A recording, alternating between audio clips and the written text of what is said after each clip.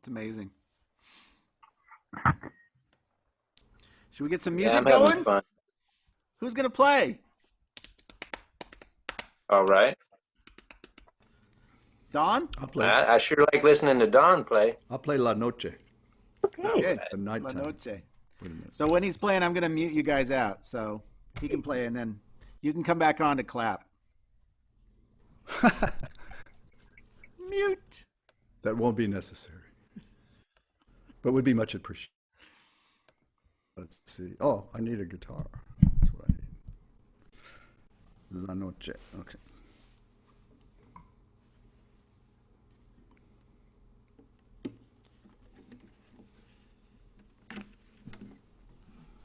Give you a little guitar view here. Can you see that? Is it pretty dark? Looks kind of dark. Okay, there it is.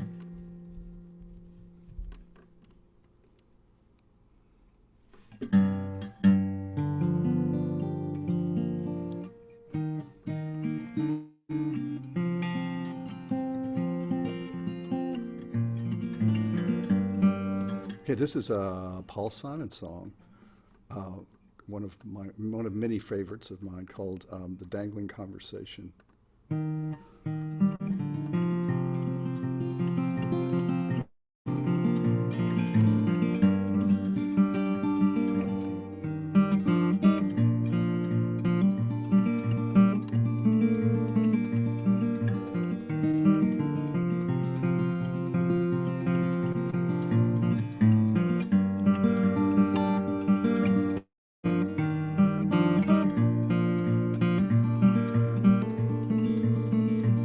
It's a still life watercolor of an late afternoon,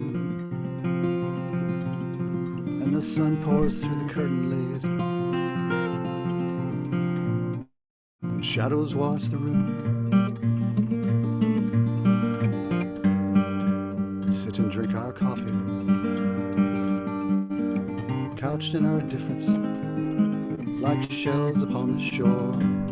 You can hear the ocean roar, and the dangling conversation, and the superficial side are the borders of our life.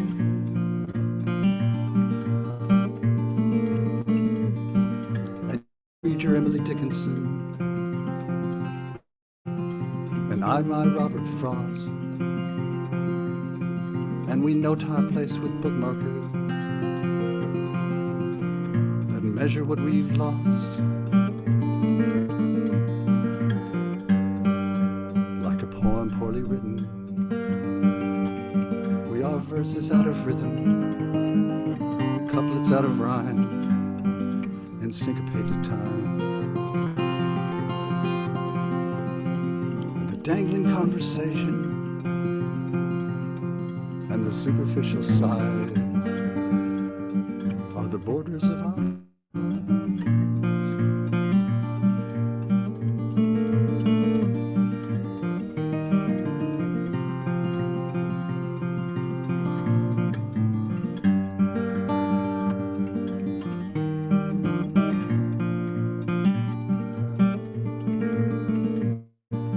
And we speak of things that matter with words that must be said. Can analysis be worthwhile? Is the theater really dead? Now the room has softly faded. I only kiss your shadow, I cannot feel your hand. You're a stranger now unto me, lost in a dangling conversation and the superficial side, the borders of our lives.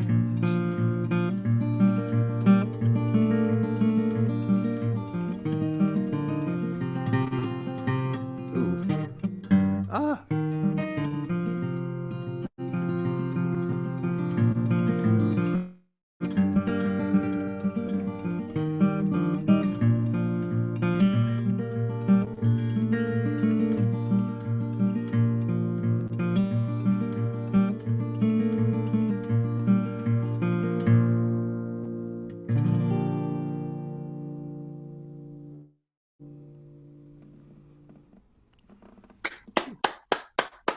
Thank you.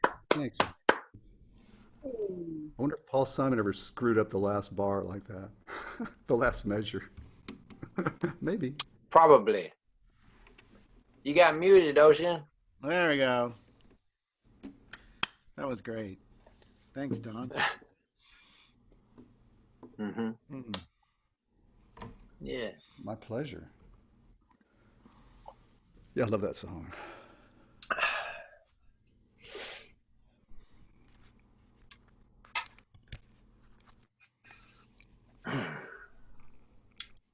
I'm guessing I should probably play a song. Okay. Or Diana. Maybe I'll just play. Oh, yeah? A little more. Got. Okay. Let's see.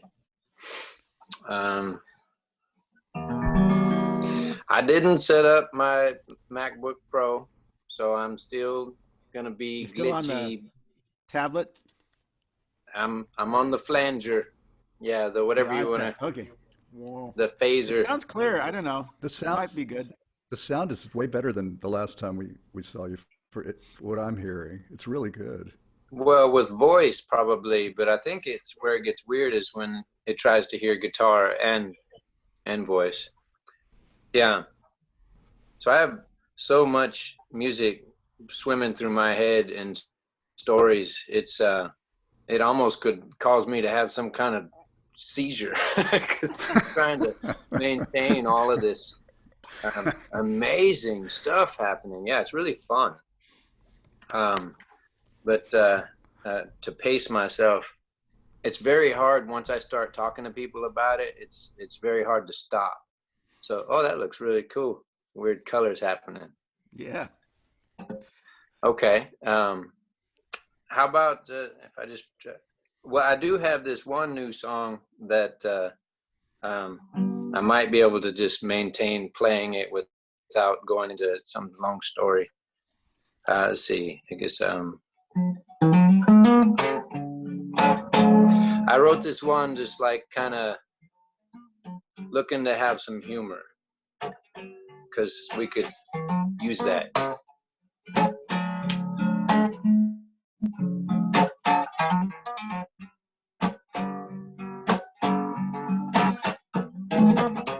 Enjoy the silence. Have a sip of my tea. I live alone and I've had years to get used to it.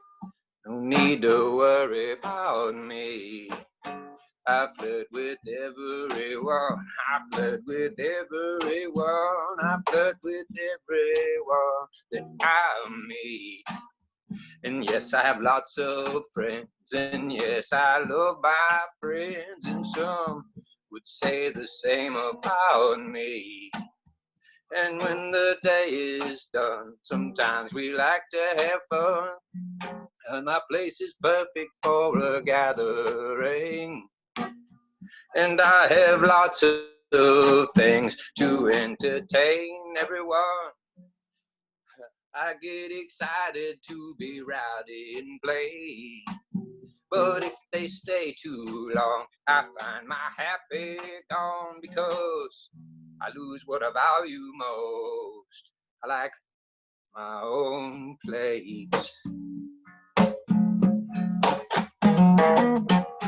I like holding space, my own place. I like holding space. I have an admirer. Ooh, I can tell by the way they want my attention. This one's persistent. Yeah, they definitely want something from me. They could choose anyone. They could choose anyone. They could choose anyone that they see. But out of everyone, and out of everyone, this colorful bumblebee chose me.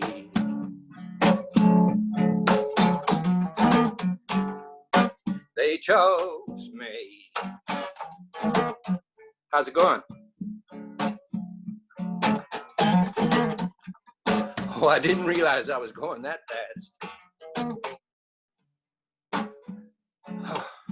Yeah.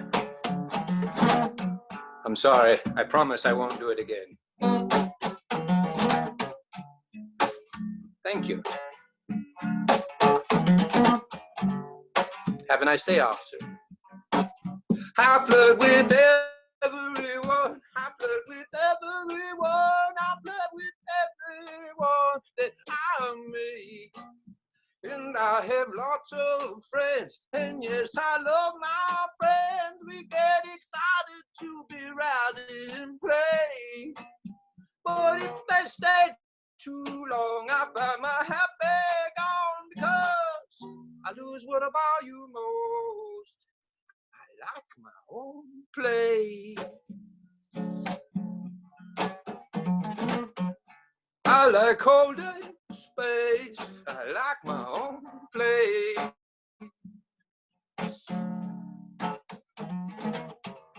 I like holding space.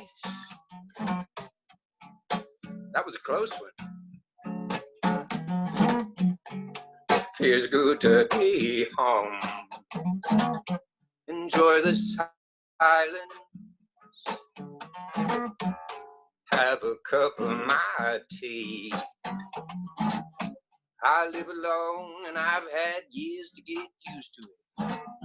No need to worry about me. I'm holding space.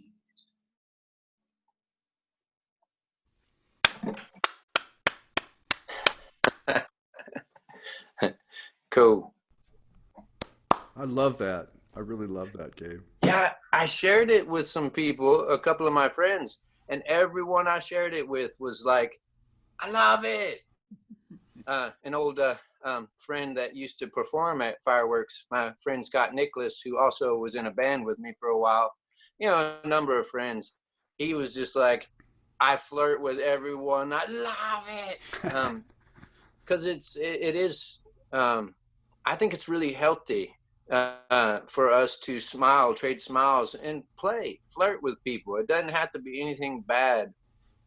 And it could get you out of a ticket.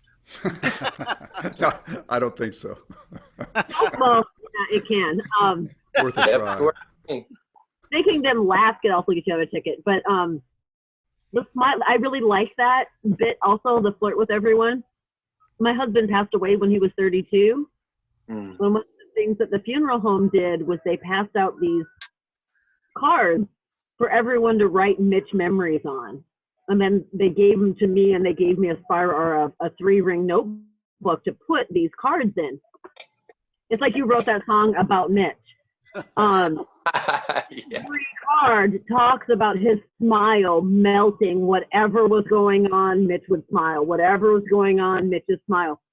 Now, my aunt came to me and said, I think your husband was having an affair. So, really? Like, if you have the time for that shit, go on him. But the mistake flirting with everyone as being like, you get married and somehow you have to stop being nice to people.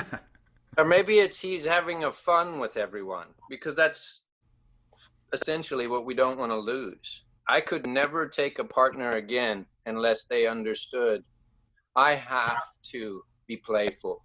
It's very important to me, and I will not cut away friends to save a relationship. I don't believe that's a healthy relationship. If someone truly loves you and is secure from within, they will protect and respect the things you cherish in your heart.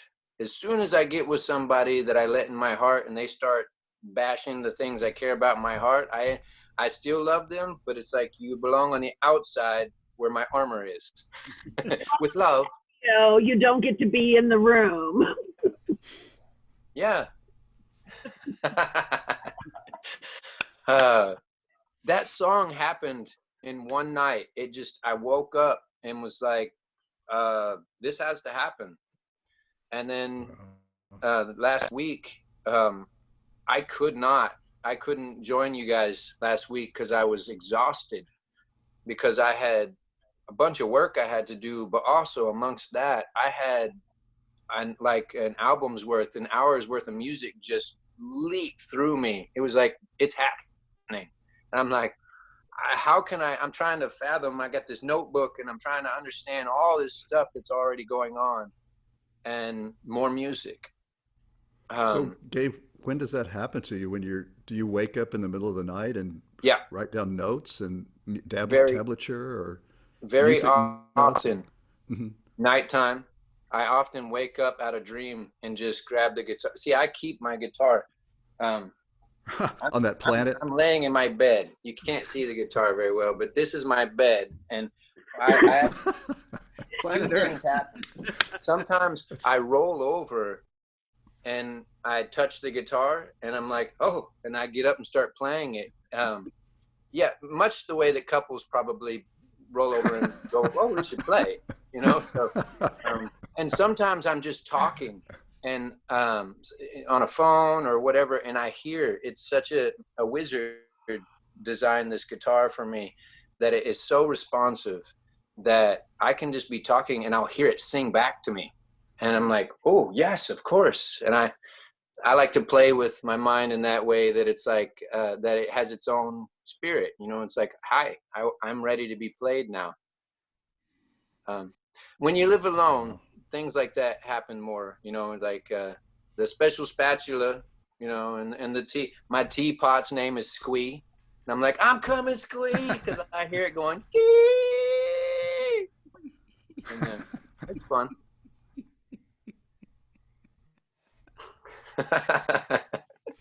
That's funny that French baking requires animating your ingredients. And sift flour, not because of lumps, but because you need to awaken your flour, because you're going to ask it to transition from an individual thing into this team project. And you can't just expect flour to just get dumped and do something new. You've got to like let it know. And so you bang the butter with your wooden spoon and you stir your milk before you put it in. And it's all about waking up those molecules and preparing for change. Yeah, That's awesome. pretty much all my closest friends think something like that. And so the simple question I've learned is, are you having fun? If you're not, maybe rethink some things. There should be a little bit of fun every day.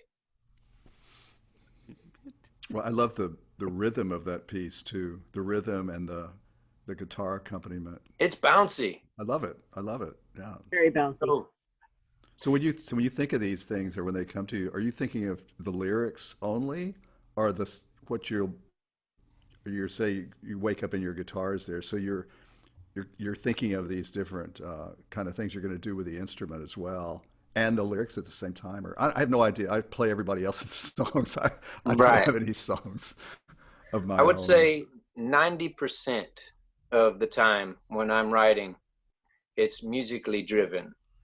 I definitely am melodic, but I would say more than melodic, I'm rhythmic. The first thing is I feel a sensation, and it's usually rhythm. And then the music just starts melodically happening. That's like second in line. And then 90% of the time, the lyrics come last. They just kind of come out based on everything pulling it out and going, okay, I guess I should say something. Right. 10% of the time, at the most, I actually come into writing music with all the lyrics like a poem. But very rarely has that worked for me. Interesting. Not even even with the rhythm, you're thinking of a certain mood to the piece, or a certain feeling about what that song is going to be, even before the lyrics, before you figure out the lyrics. Yeah. That's how I know what I'm going to sing about, because it's how I feel.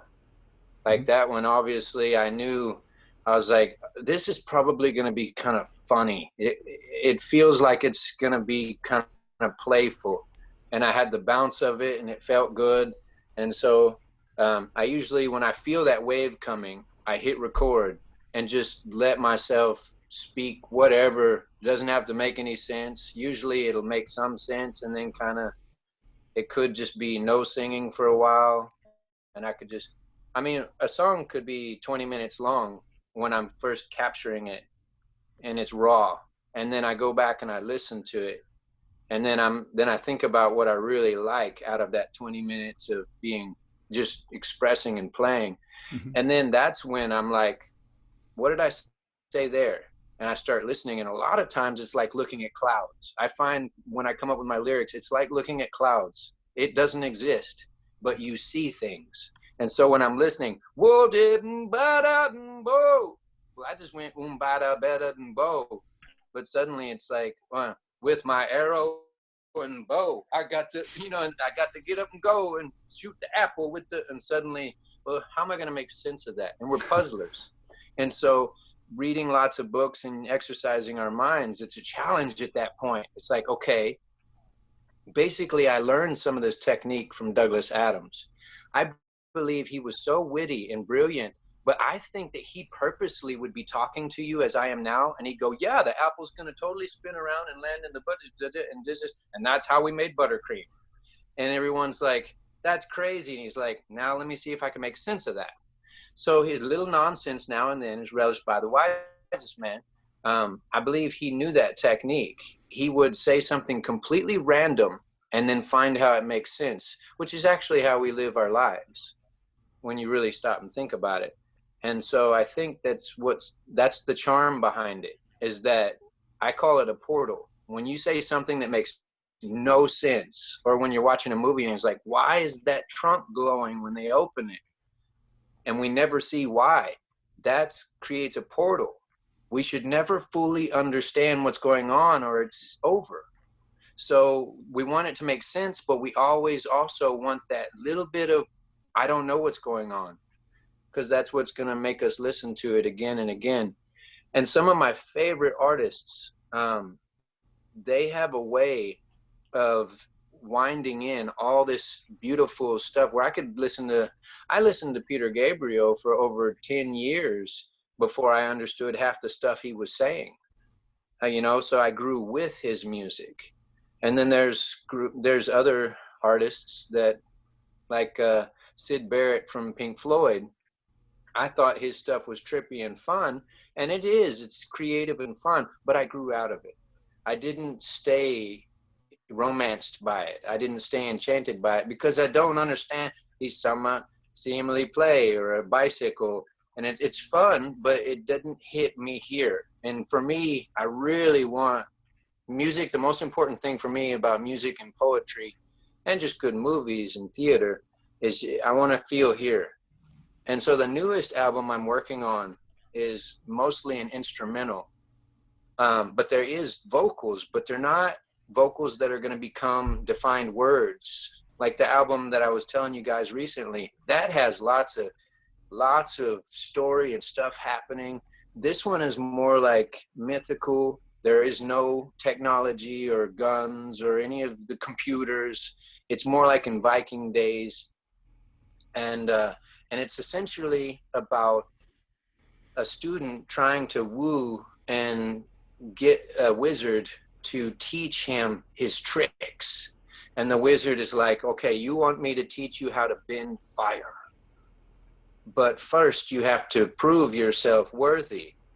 I want you to show me that you can farm. Like, well, that's going to take a while, so he has to teach him to farm and to fish and to hunt and to forage and to understand poetry, all of these things that feed the human, whether it's the soul or the actual, digestion system, whatever, but basically how to survive and lead a good life.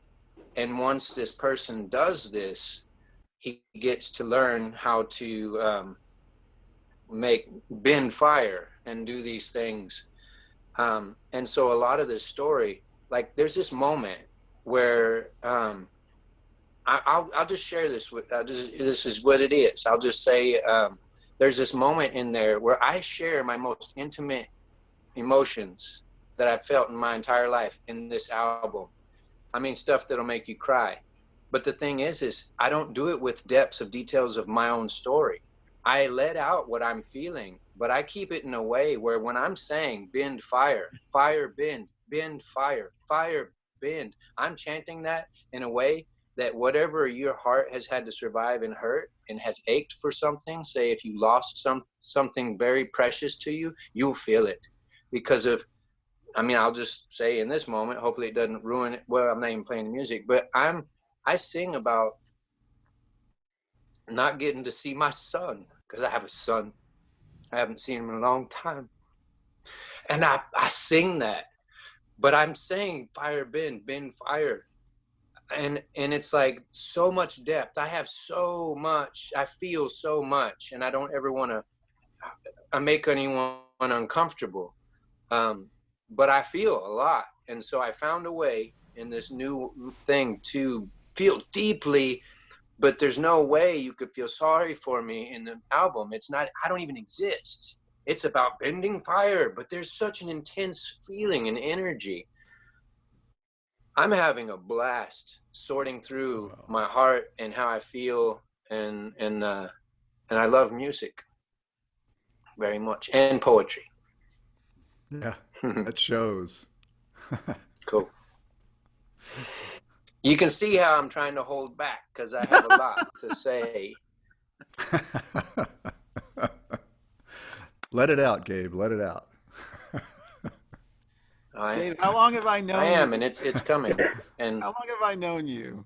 When was it 2008 or something like that? 2007.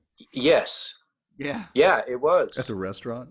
It's I met the him open over mic? in Newport. He wow. was Okay, playing- so like 12 years. You were playing at Cafe Mundo, which sadly is no longer.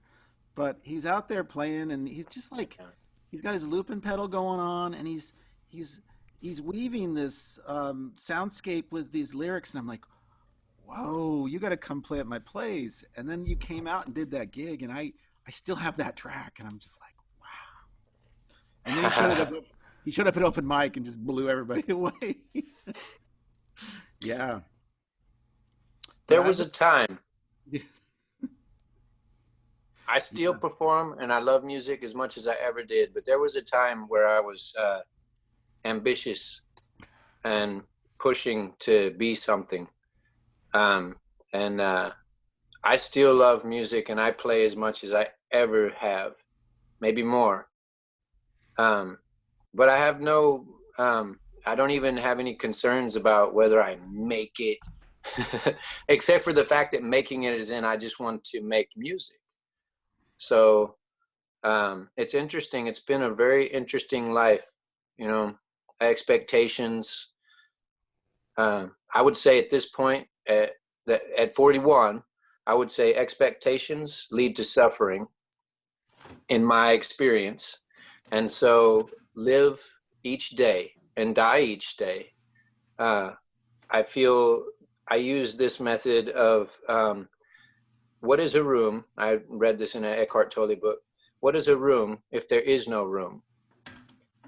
So based on that, I say, pull all your toys out and play, go nuts. But when you're done, clean your room, make space so that the next time you go into that room, you might want to play a different game. You might, you know, because the cluttered mind is so difficult for me, at least, to escape. And so if I'm surrounded by prior playing sessions, I don't even know what I want anymore. And so my goal at this point in my life is to create an environment that is easy for me to know myself and know what I want.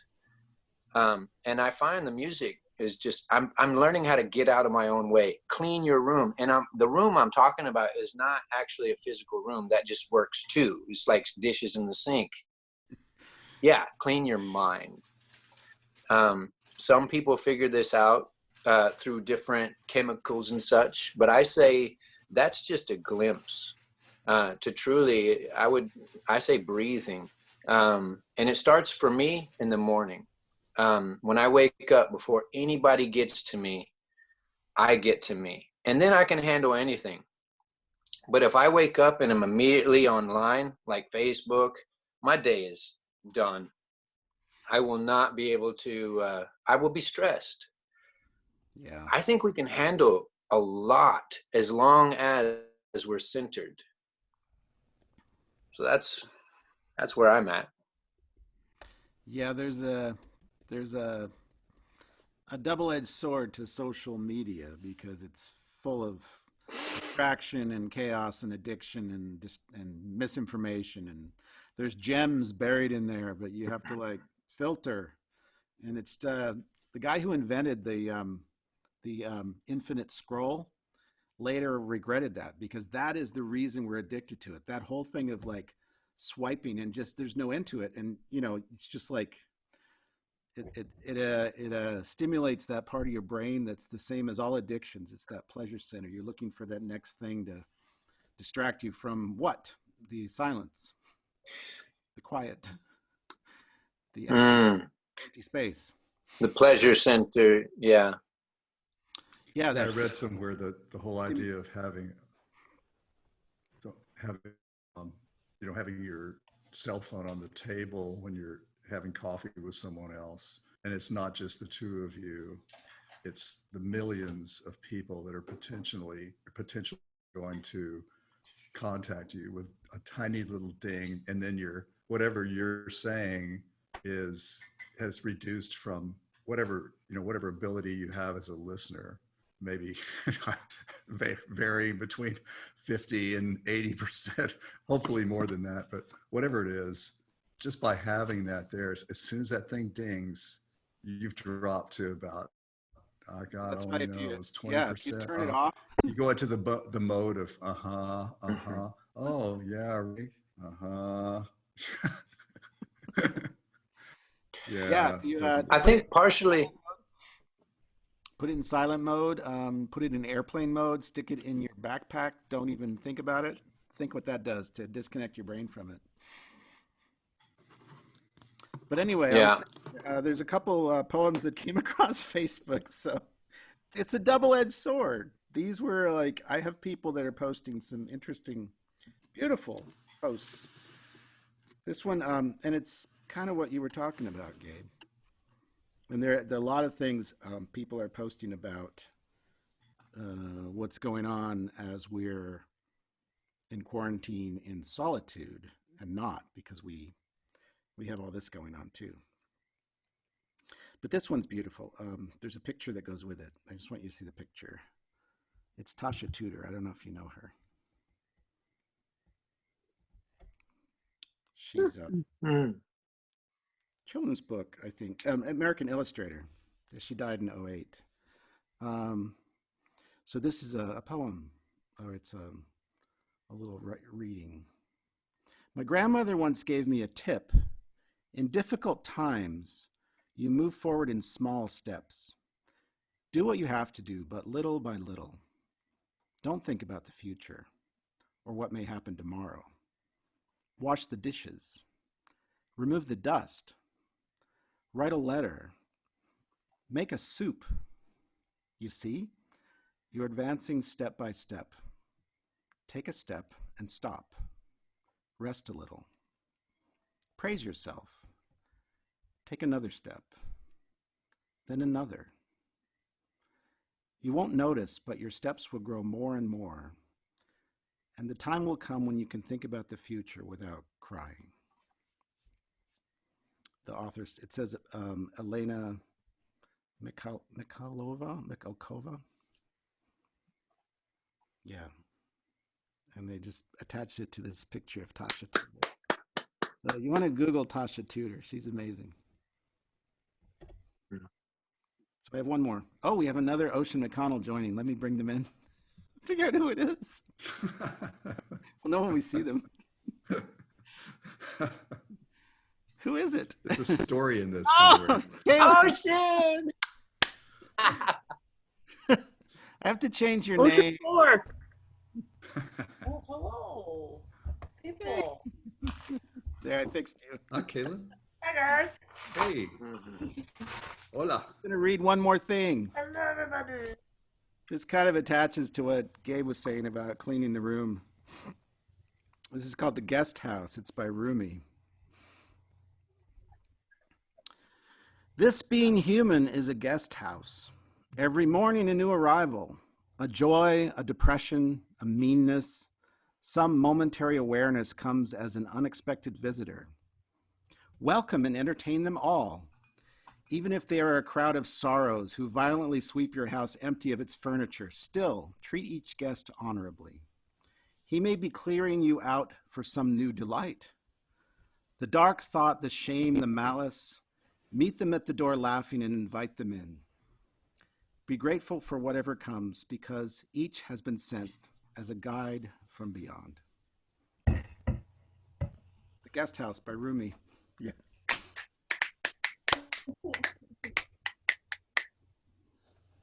My house is very crowded these days. I need to get out of my house. You need to go to the beach. I did. It helped. It helped a lot. Don't encourage him. Yeah. I need to mow the lawn. I mean, there's so many things I need to do. I basically spent like 6 weeks doing nothing, so I think it's time for me to do something else. Well, it's not nothing. I've been so obsessed about COVID-19. I know so much about it. Too much. Yeah. There are things going on inside your head that you don't even know about. So, later you'll have these. You know what's really creative good? There's a ideas. Thich Nhat Hanh meditation on YouTube. It's called Calm Ease. I'll put the link. And there's a bell, and then there's like minutes and nothing. And then he says a couple things. And then there's another bell. He says, breathe in, breathe out. And another bell is like, feel your breath go deeper, and then exhale slow, deep, slow. And the next one, the bell. And it's this long 20-minute meditation with all these gaps. And when you get to the end, I'm going to tell you, but you just put that thing on, and it's really good for breathing and calming, which is where it all, like your breath is where the center of calm comes from. More oxygen, more air. When you talk about the bell, it reminded me. So when I was on the Soteria tour, which you would have called the Metamorphosis tour, so I'm on tour with Santino and Ravencrow. Yes. And we're going down the coast, and we're playing all of these places. And they actually booked us at a Scientology place. And yeah. So we went to this Scientology building, and they fed us and paid us, and we performed. But they made us attend this thing, whatever, I don't even know what to call it, demonstration. And I had to watch this video, and I'll try not to digress, but this is also an important, funny thing. So they had this e-meter, and you grab it, you grip, and you hold it, and it lets you know your emotion, where you're feeling. And so Santino grabs it, and he grabs that thing, the meter, and it hits pretty hard. And then of course a guy like me, I grab the thing, and it's like bam, bam, bam. It's like trying to break through the red side, because it's like, whoa, you have a lot of feelings, sir. I'm like, yeah, I feel a lot. And they said, imagine something. Oh, I should have told you too. They say, imagine something that has been hard for you somewhere in your life. It's like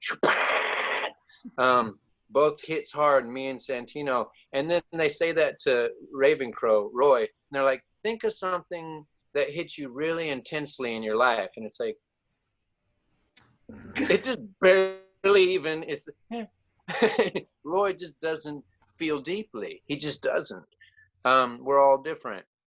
But so we're watching this video, and in this video, they have all this stuff that they showing us and trying to change our minds about stuff. Scientology is an interesting thing. And so they reviewed me at the end. They were like, so was there anything memorable that really caught you? And I look at them and I go, the bell. And they're like, what do you mean? I went, I like the ding sound. Because it's like, bing. I was just like, ah. Oh. And I thought of that because of what you were saying. Yeah, a bell in space is so beautiful. The reset bell. Yeah. That's what it is. They ring the bell to remind you to wake up.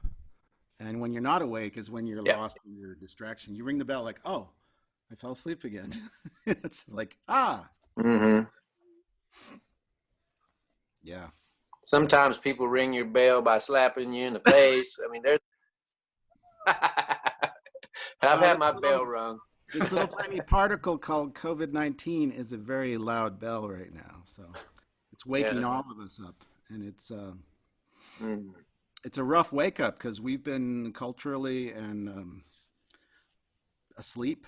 You know, this human race has been on autopilot for how long? Just the entire industrial revolution, just to the complete like end of everything, and then this little virus comes along and says, Leave Africa.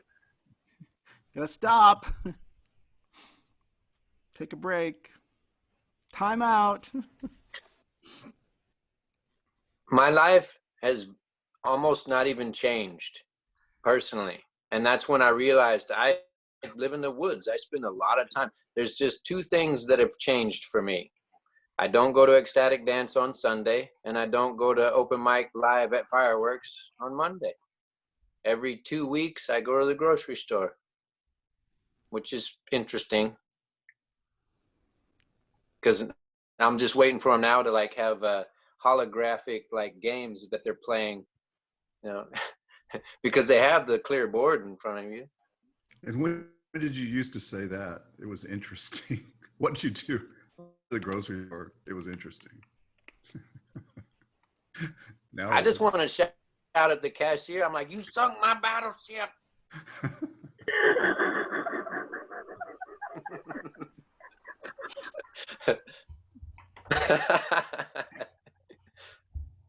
I'm glad to make you laugh. Bring 2 dry erase markers next time you go, and let one of the dry erase markers go down the thing, and then when you walk, and you do the little hash mark, and you put your O, and then you wait. Yeah. We could. That would be fun. I think that's part of it. We have to smile and be playful because those people are having to deal with so many people that are scared that when they see someone that's like still at ease, I can tell that they cling to it. They're like, oh, good. It's like, yeah, it's going to be okay. You know, it's going to be okay. This too shall pass. Diana, are you gonna play your what's the name of your ook? Pogo. Her name is Poppy. Popsy. Popsy? She's red. Poppy red. Oh, Poppy. Yes. Yay, Poppy. Sure.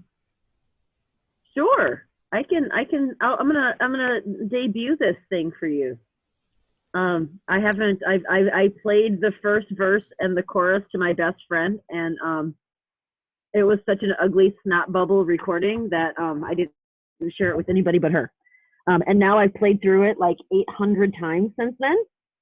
And I changed some of the words, and I wrote the last verse. So I wrote the first verse and the last verse and the chorus to my song. And there's like 85 verses coming in between. Because, you know, I started at the beginning and then I end at the end, and there's a lot in between there. So Gabriel, it's funny you missed the story in the beginning. But as you were telling your story and your relationship with music, I could not help but, and I'm sure Don and Ocean can testify that you and I are like complete opposite when it comes to music. I often feel like it doesn't exist inside of me. And I don't think about things musically, and it's always been a struggle. And a few weeks ago, I got an opportunity to join music therapy, which I would have said that's just silly. And like, why would I do it? And why would anybody do it? But especially, why would I do it? But my friend's going to be a music therapist, and she got me into this weird situation because of COVID. They can't do in-person internships, and so everything's going to be online, and so I get to do this music therapy. And I chose my projects based on how loud her suggestions made my voices scream. And so when she said, "Are you interested in sing along?" That was huge. There was an entire stadium of my voice screaming, "Father!" I was like, "Yes, I think we'll sing every Tuesday." And she had threw out some other things, and I was like, "Yeah, that'll be really great." And then she's like, "How about songwriting?" It was not quite as loud as the sing along was, but it was really loud. And I was like, "Okay, there we go." And so I wrote. So that's my writing new verses to Puff the Magic Dragon, because that one's easy to play and sing along with. So yeah, here we go. Everybody in my house has heard me only play the music. No one's all right. Really get like for real there. Okay. I'll play it through and then I'll stop singing.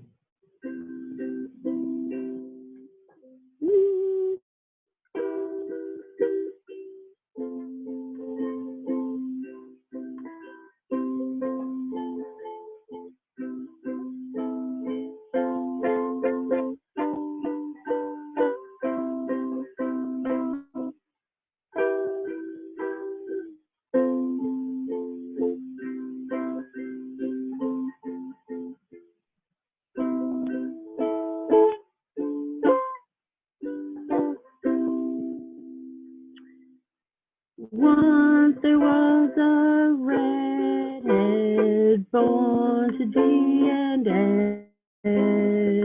This is where her story starts. It's not where it will end. They named the girl Diana with Lee from Worcester. She grew up poor and smart and sweet and knew all kinds of stuff. Oh, let's sing about the courage it takes for her to live, while deep inside she's really scared, and oh, no one can tell. We see her light up shining, her heart so light she blind. And if she met her young past self, she'd say, "You're doing fine." To hear her tell the stories, they'll make you laugh and cry. It's just about the closest thing to knowing why she tries. There it is. There's a well of sorrow. See, the notes aren't on this verse.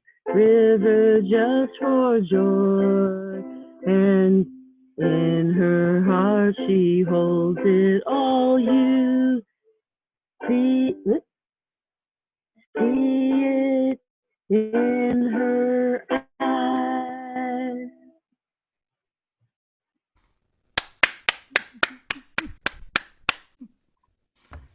Yay! It takes so long to unmute. Yay! No spontaneous combustion or anything.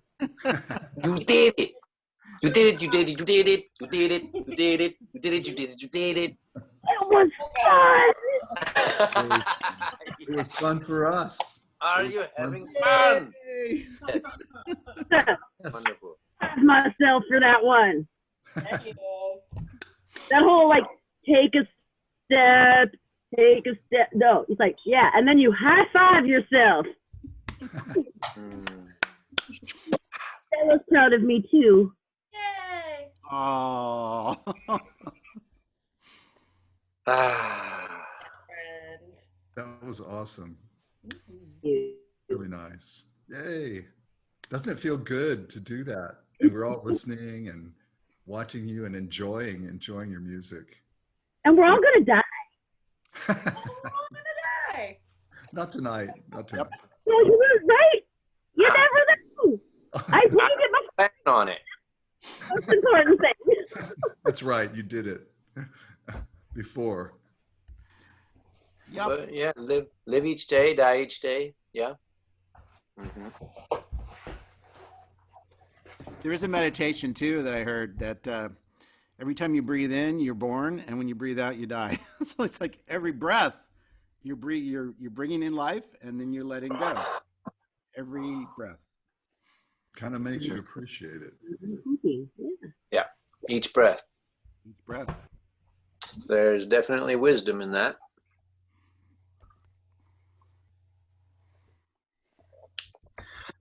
Let's see. I can play. I'm gonna play. What do you think out? I could. Okay. People with options. This makes me so excited.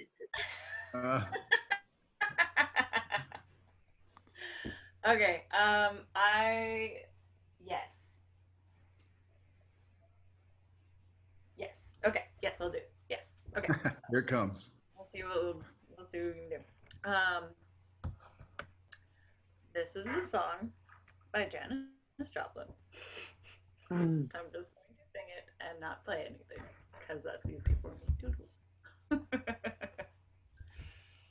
And it's a sing along, so enjoy. Okay. Oh Lord, won't you buy me a Mercedes Benz? My friends all drive Porsches, I must make amends. Worked hard all my lifetime, no help from my friends. So, oh Lord, won't you buy me a Mercedes Benz? Oh Lord, won't you buy me a color TV? Dialing for dollars is trying to find me. I wait for delivery each day until 3. So, oh Lord, won't you buy me a color TV? Oh Lord, won't you buy me a night on the town? I'm counting on you, Lord. Please don't let me down. Prove that you love me and buy the next round. So, oh Lord, won't you buy me a night on the town? Oh Lord, won't you buy me a Mercedes Benz? My friends all drive Porsches, I must make amends. Worked hard all my lifetime, no help from my friends. So, oh Lord, won't you buy me a Mercedes Benz?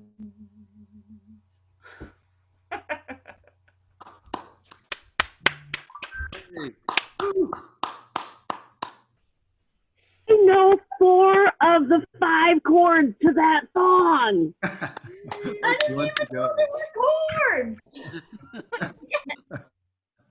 Yay! All right. I heard Nick's dad in the background adding the everybody. Like, look, they can hear me. Everybody now. Well, you did sing along. I did. That's true. I asked. Mm-hmm. It's Kieran's 4th birthday tomorrow. Oh! Oh. The Wow. little bean is growing up. Wow. So I'm in here trying to wrap presents also. 4 years old. I'm being sneaky. I was never 4 years old. Just And I have found that after having children, I kind of knew this about myself anyways, I'm kind of a sucker for stuffed animals. What do you do with this? I don't know. But he probably needs it. Like, Mm. You Is it a give it rides Pokemon- in the wagon. Is it a Pokemon character? no, It looks like one. I don't think so. It is that It's a funky, man. squishmallow. It's like a marshmallow and a stuffed animal at the same time. Mm. It doesn't smell good though. It doesn't smell good though. So don't worry. He's not gonna eat it. Mm-hmm. Oh lordy. Let's see. Let's do another round. How about Dawn? You got another tune for us? I do. Is my sound on? Can you hear me? Yeah, Yeah. I know I'm kind of sitting here in the dark. Sorry. I can see you. Sitting in the dark too long. So, It adds some mood. ah, Yeah. okay, so I will play you a love song. What's that? In contrast to my blues songs, always about trains and broken hearts and that kind of thing. This is a song called Loretta that Townes Van Sant wrote. And John Prine did a wonderful, wonderful recording of this on a tribute album to Townes that maybe you've heard. If not, you should definitely hear that. It's a beauty. Okay, Loretta.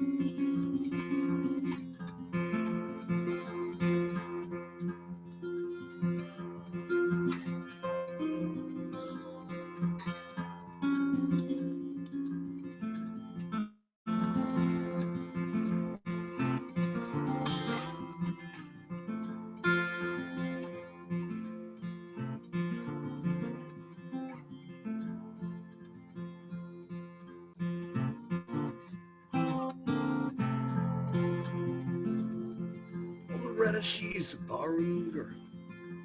Wears them sevens on her sleeve. Dances like a diamond shines. Tells me lies I love to believe. Her age is always 22. Laughing eyes a hazel hue.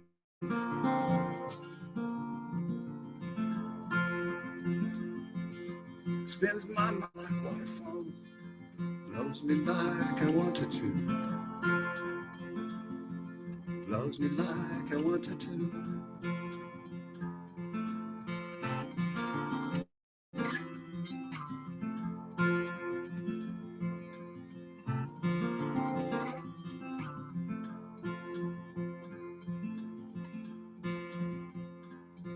Oh, Loretta, what you say to me? Darling, put your guitar on. Have another shot of booze. Sing a sad and wailing song. My guitar rings a melody. Guitar sings and Loretta's fine.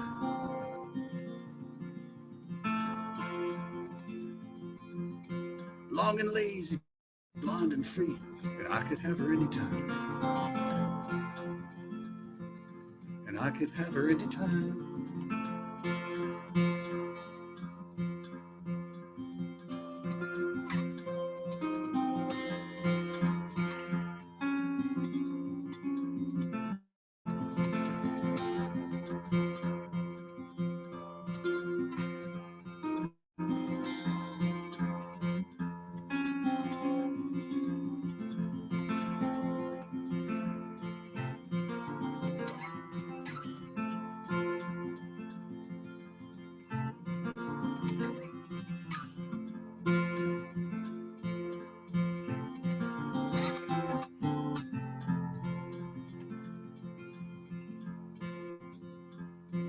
Oh, sweetest at the break of day, prettiest in the setting sun.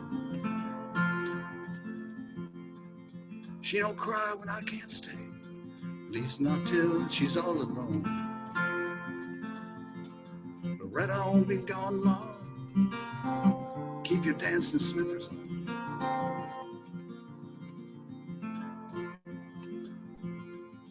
Keep me on your mind, oh, I'll be back to make you smile.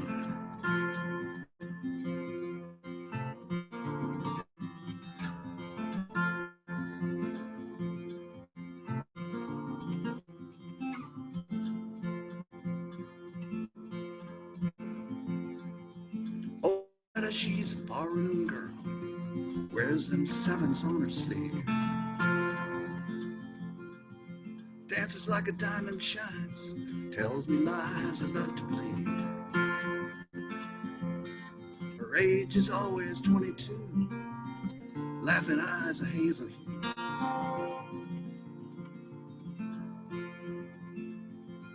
Spends my money like waterfalls, loves me like I want to. Loves me like I want to. Loves me like I wanted to.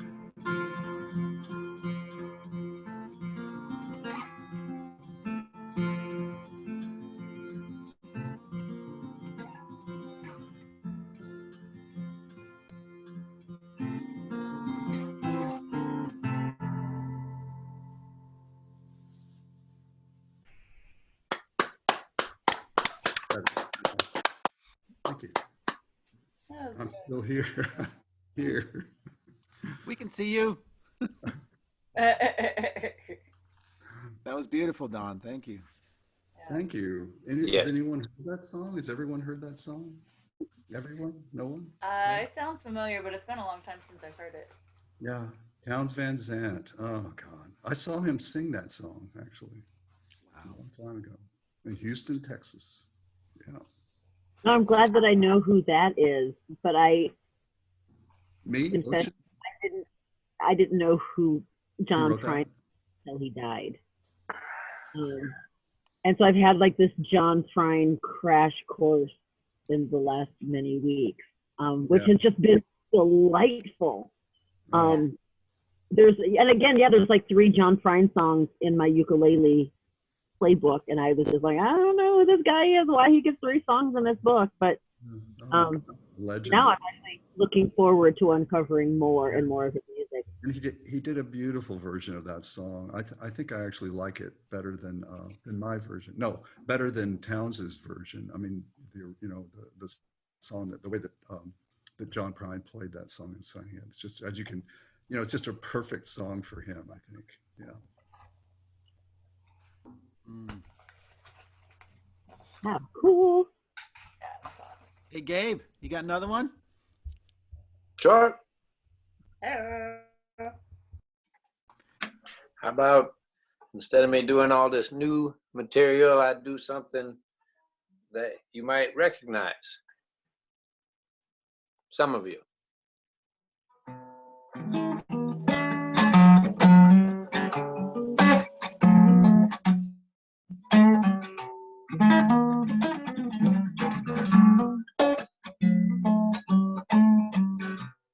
Look at my colors, look at my shape. Imagine how wonderful I will taste. And when I'm offered to you, I will send you softly to sleep. Bite into me, drift off into sleep.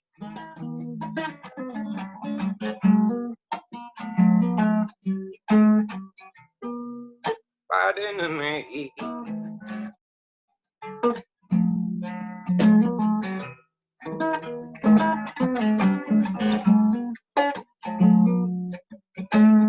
Mirror, mirror on the wall, you make a wish of a star.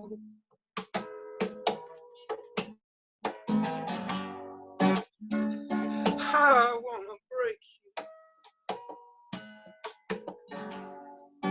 You make my life so hard.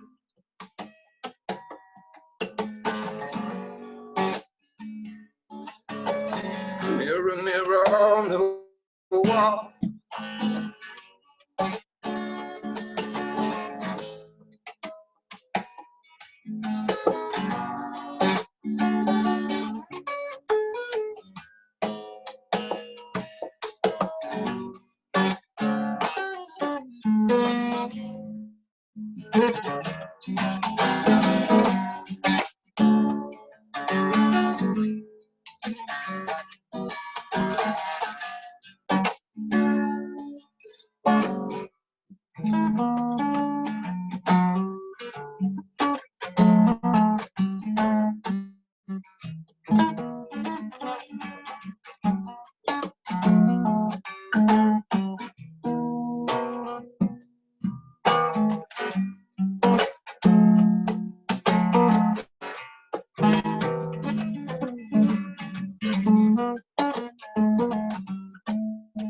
Mirror, mirror on the wall,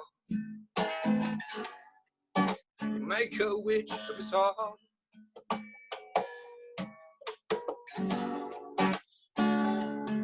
I wanna break you, make our life so hard.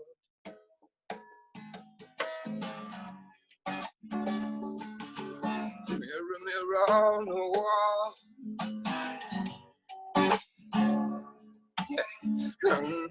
we didn't know where, what, or why, or how to find our way. Just finding our way. We didn't know where, what, or why, or how to find our way. Just finding our way. We didn't know where, what, or why, or how to find our way. Finding our way. We didn't know where, what, or why, or how to find our way.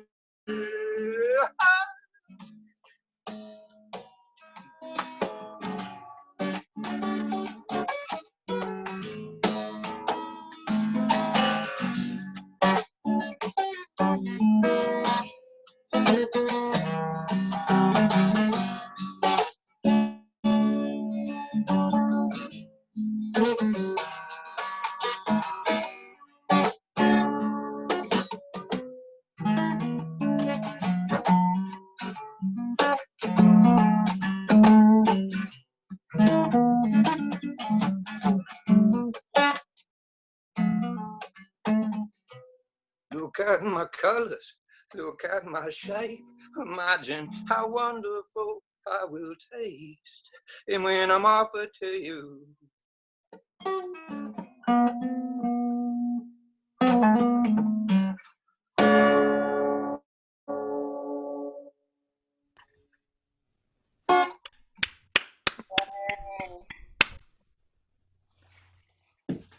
That was awesome. an oldie. I'm back. Keep unmuting you love and that. muting you, Don.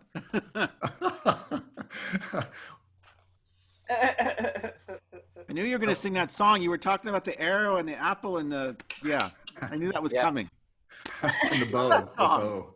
That song is like, it's William Tell and it's the poison apple and it's the mirror and it's that song, man. Woo.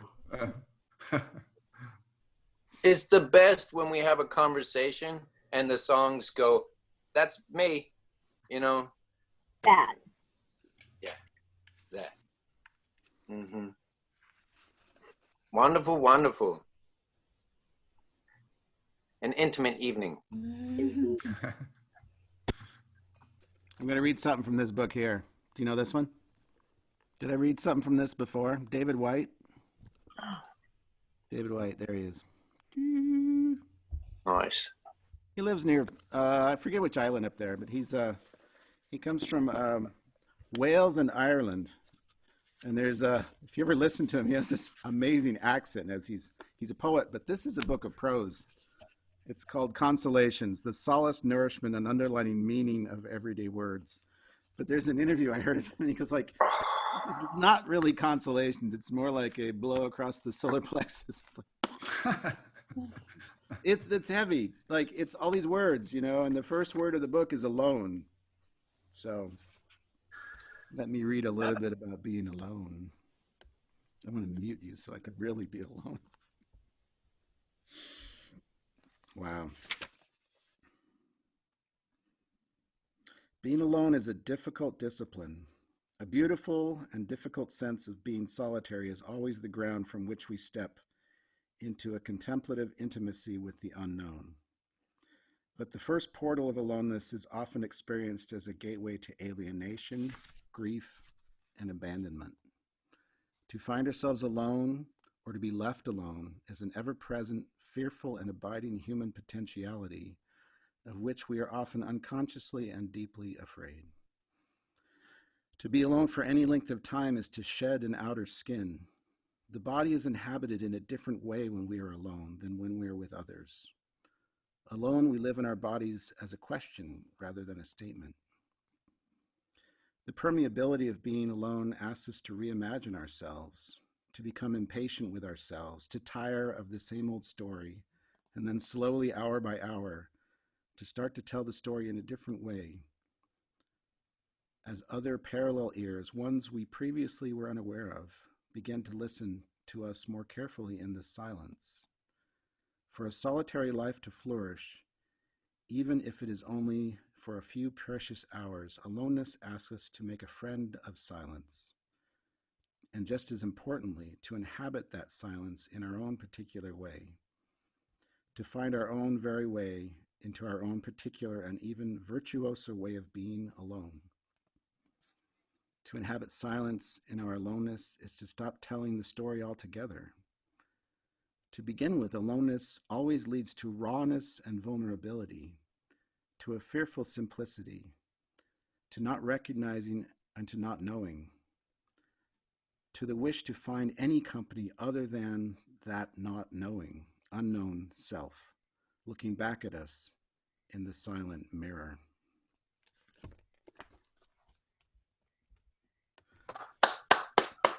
Very nice. Mirror, mirror. Yeah, Mirror. This book is amazing. That's just a piece of that. David White. David White, Whyte. Okay. There's a great interview with him, Krista Tippett, on Being. It's a podcast or an NPR show. I'll put that in the chat too. Yeah, it's amazing. He has a CD set, 5 CDs of him reading poetry and talking, and yeah, it's meditation. Speaks to me. Well, Who else is next? Diana, you have another one?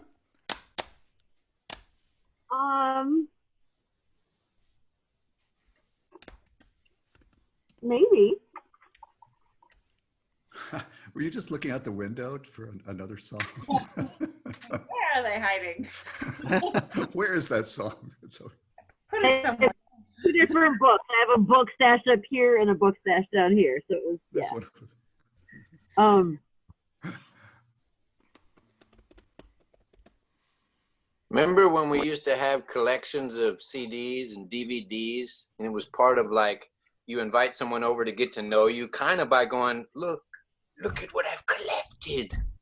I kind of miss that. Yeah. Not anymore. It was a bit of a warning label, if you will, right? It was, people knew, right? They'd get a lovely little snapshot of you without having to tell a story about every single one of those CDs. Like, here it is.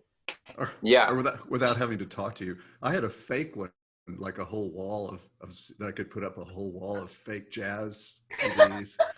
And who was coming over are all, classical, and then I could be really stylish and not really. But you've seen those books. Oh no, I've confessed now. Those fake books like you see in furniture stores, all those fake books that are lined up. And they're all Shakespeare and Goethe and stuff like that. So so my husband played White Zombie for me on our first date. And every he time made a white zombie, or he played one? Isn't that a drink? it's a band. Bob Zombie is the lead singer. And I'm Elton John girl. It was and he would leave the room, I would turn the stereo down, and then he would come back in like all surprised and like turn it back up again. And and then he gave me a CD from a band called the Yellow Jackets. And I was really scared of it. For months, I wouldn't even play it because this is like some weird white zombie Slayer thing. No, it's like amazing jazz. Like, not White Zombie. And yeah, so much like me, I know he did that to mess with me. But also it was a very accurate representation of who he is. His music ran the gamut of everything from a 3-piece jazz ensemble. So, White Zombie. It's like those days are over. Like when I was a teenager, you knew that someone was like when I was a teenager, I was a punk rocker. And so I listened to punk rock. And I secretly liked things like Tracy Chapman and Peter Gabriel, but I didn't tell anybody. No, I was punk rock. But nowadays, these kids, they listen to everything. There isn't that identity. It's so different. And that we still have that display. It's just now on Facebook. It's like, what kind of music is this person into? Well, you can actually still see. So modern day is still doing that thing. It's not the same, but I miss the days when it was like, it's cool. We listen to everything, and that's cool. But there's something about getting to know somebody and feeling like you know them.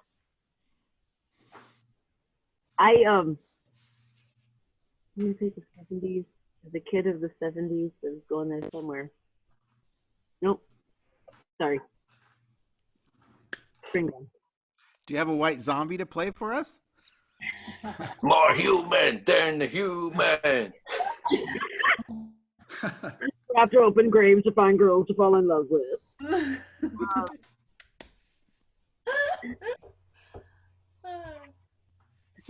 But then he gave me an Eazy-E album. Actually, he didn't give me the Eazy-E album. He gave the album to my roommate, and that was really funny to embarrass Diana by playing this incredibly graphic and violent music. And then he came over to hang out with me, and I was singing along. And somehow it's like a horrible thing to have that stuff come out of the mouth of the woman you love.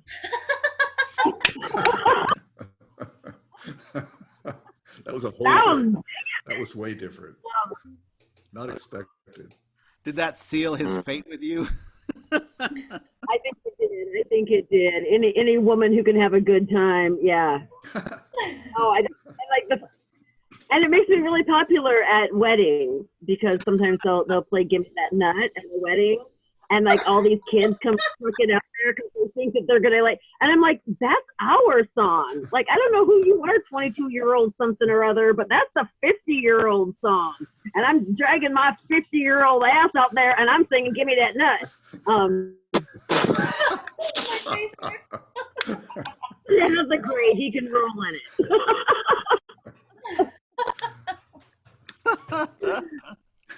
That's funny. I love it. Somebody's setting a microwave. Beep, boop, beep. Boop, boop. Bleep, bleep. I don't know what to do. Okay, yes I do. Because now that we're talking about getting me a better instrument, and I remember that my birthday is this month, and so I'm just gonna like, hey, all my friends need. If I can get 5 friends to contribute $20, but easier, I could probably get 20 people to contribute $5 and get me a $100 ukulele for my birthday. And then my real secret dream, the banjolele. You're the only ones who know that secretly I want to bang out on that banjo ukulele. And here's the inspiration for that, The Jerk, because everyone should know a Steve Martin song. I know you belong to somebody new, but tonight you belong to me. I know with the dawn that you will be gone, but tonight you belong to me. Way down by the stream, how sweet it would seem once more just to dream in the moonlight, my honey. I know with the dawn that you will be gone, but tonight you belong to me. Yeah, me. Yeah.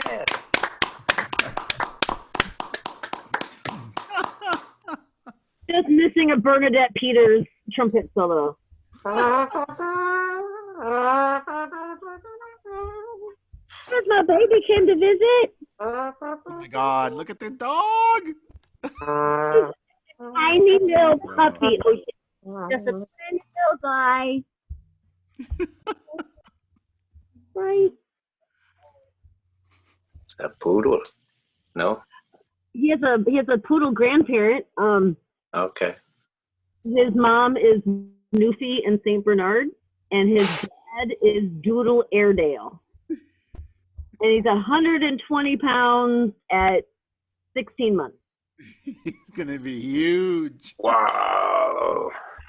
He's gonna get Big dog. rounder, not bigger, maybe. I'm gonna get him a cart. How big are his paws? How big is he have big paws? That's how you can tell how big the dog's gonna get. Mm-hmm. It's yeah. Oh. Big boy. Jacques. His name is Jacques. Jacques Vanier. And I try to speak to him in French, and I don't know French. I decided to give my dog the only commandments in French. Because his name is Jacques. I mean, what do? You have to talk to your dog in French. So we're learning together. But what's funny is the other dog is also learning to respond to the things in French, because the language doesn't matter, right? It's just the noise and the response. And so when I say à la maison, like Lil just turns around and starts to go to the house, because she doesn't know how to say go in French.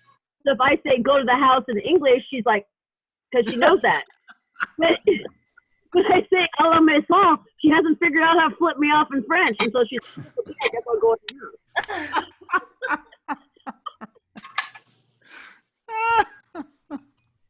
And he's learned how to distinguish between a hula hoop and his ball. So when I go outside, I'll ask for one or the other, and then he'll grab that and bring it to me. Ooh, yes, hula hoop. Ooh, yes, hula hoop. Man, can you imagine after the quarantine how many people are coming out with their pets going, look what they can do this. And they're like, and they brought me a pretzel. You know, who knows? They're gonna such communication. Because with time. I just read this thing that said the dogs are really concerned about people going back to work, because what if they stretch and there's nobody there to proclaim what a big stretch it is? Yeah. I guess I probably do say that to my dog a couple times. Ooh, that's a big stretch. And the cats are like, when are these humans going to go back to work?